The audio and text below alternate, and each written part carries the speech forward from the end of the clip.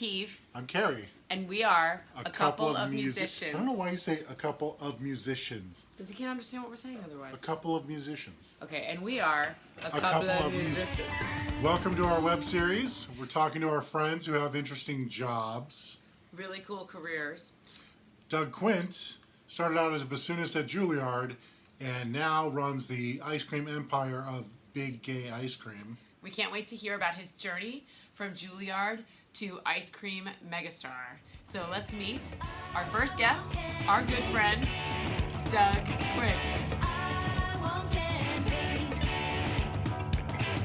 Hey, Doug.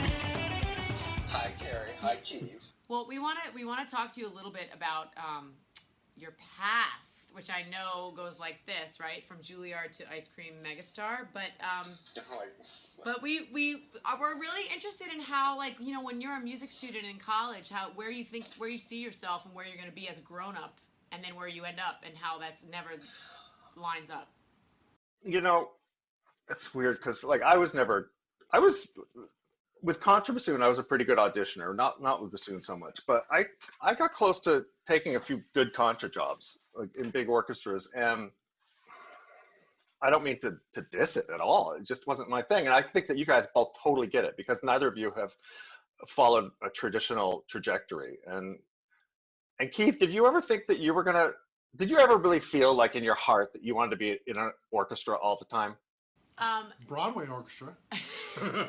But you know exactly what I mean. You went to school where everyone's supposed to be on this one trajectory to either be a recitalist and on a concerto circuit or in an orchestra. And now I look back and I realize it just wasn't what I was supposed to do. It just wasn't going to work. I mean, I loved my quintet, and you and I both have that thing in our history too, where we both had quintets that were magical experiences for us, you know. And if I think of the periods of my life that were the best musically were Tanglewood, because Tanglewood, and this summer when they canceled TMC, it was like so many of us look back at Tanglewood as being, you know, if not a religious experience, but that time when we got to be the best.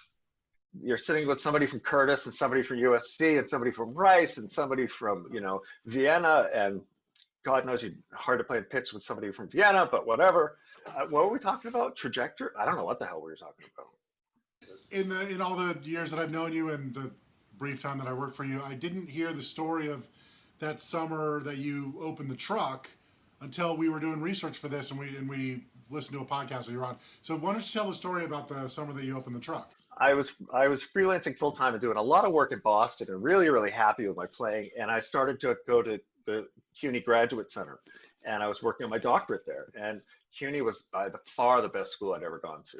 You know, it didn't have Morelli, but I did work with Harry Searing. It was great. We really got some good stuff accomplished, and so this was all based on David Sedaris, and it was all inspired by Santaland Diaries.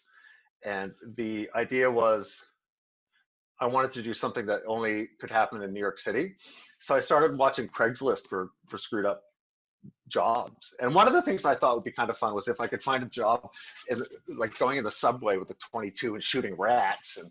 And then I thought, oh, I'll work for an exterminator and all these, you know, whatever. I just wanted to do something you could only do there. And it wasn't going to be, you know, work at a bookstore, do counter job. No. So did you ever work with Andrea Fisher, flutist? No. She's ridiculously talented. And she had this job driving an ice cream truck, and she didn't own the truck. She just went and used a truck that belonged to some dudes that owned a bunch of trucks. And she said, oh, I could get you an ice cream truck this summer if you want to drive an ice cream truck. And I was like, well, okay, yeah. It scared the shit out of me because, you know, I thought, okay, I'm going to be working on the streets of New York, and that's really, really intimidating. And so Brian, who is the partner of Big Gay Ice Cream, you know, said, well, let's screw up the menu because all ice cream trucks had the same boring menu. So we did that, and then we thought, well, we got to name it something. So we just had a Facebook group, So we called the Facebook group Big A Ice Cream Truck, and people started joining it, and we realized, okay, well, this just, this thing is, we're just going to call it Big A Ice Cream Truck, because why not? And I remember hearing that was also the summer, it was 2009, that Twitter totally took off, and that's how people knew where you guys were parked. Yeah. So I said to somebody, do I have to be on Twitter? And they said, yeah, you're going to have to, because that's how food trucks let people know where they are. And I kind of begrudgingly did it, but it turned out it was the zeitgeist of Twitter and food trucks both. The recession that was going on then was as gruesome as now. So I think people really, they could go find this truck for $250 and just had to use geolocation on Twitter, which geolocation was still fun, and Foursquare was fun and all that stuff. So it wasn't Big Brother like it is now. You didn't think, oh my God, every bit of info about me is being tracked and sold to Bosnian hackers or whatever. No, you didn't care. Foursquare was a place, you let people know that you were drinking at whatever bar, and that was, you didn't think. I mean, don't you wonder though what is going to be the result of this pandemic? Like maybe you will be on the cusp of the forefront of the new, thing that is exciting. I mean, you were like right at the beginning of Twitter and food trucks, and so now what's going to be? Do you know? I bet you have an inside in. Well, food is going to. Carry-out's going to be the model for all businesses now. It used to be that you thought, okay, well, you dine in and then, you get a delivery boy and they make you some extra money, and that's going to be flipped. It involves a lot of like reconceptualizing how we move that much ice cream, because you got to sell a lot of ice cream in the summer to make it through the winter, and it takes a line of people during the summer to do it. So it's still not quite clear exactly, but it's all going to change to carry out, takeout. So, the Upper West Side one is running, and the West Village one is having some renovations, and the other ones right now, it's just kind of, we're still like, how is this going to work? Yeah. And it's the sort of thing where you don't want to reopen until you know your plan. The Upper West Side one is different because you can really loop people in and out of it, and but we don't like the idea of reopening and saying, okay, well, we're going to figure it out, because that's just going to lead to a lot of frustration and a lot of pissed off customers, and I don't blame them. So it's a matter of reconceptualizing how an ice cream shop's going to work in New York City. It's different in the country, where people are used to being served through a window during the summer. It's a different scene. When did you know that the truck was a huge success and you were going to open that Lower East Side first store? After we were on Rachael Ray. Yes. So that was the end of the 2010 season. There was a regular at the truck, and one day she said, so, I have a job with a TV show, and I'm a associate producer. And she said, maybe you'd want to come in and talk to us about doing a segment. It's like, okay, well, what is it? She said, Rachael Ray Show. I was like, and this girl had been coming to the truck for a year, before she decided this. And she said, do you want to come pitch to us? And I said, okay, sure. And Rachael Ray made us. Yeah. So after that, the line just was so astronomical that we were like, okay, well, let's open a shop. Screw it. We didn't know what to do, but we opened a shop. I mean, that's the thing. So you figured it out as you went along, which is a big entrepreneurial trait that you have, right? That you didn't even know you had probably until you were doing it. I think the big thing is to use your resources, and in a lot of it, I had access to, like, if I had a question about ice cream, I somehow found myself in a position where I had the bat phone to some of the best pastry chefs in the world, and if I had a question about something in the, running the business, I could call like these top restaurateurs. And it was sort of the same way, like, if I had a question about, Wozzeck, somehow, I was lucky enough to be able to take it to Otto Mueller, But so it's like, you have to and appreciate and utilize resources. Because listen, I think that anyone who feels appreciated, unless they're an asshole, they want to help people. Absolutely. Right. There are some people who want to keep their secrets to themselves and they want to take them to the grave and, whatever.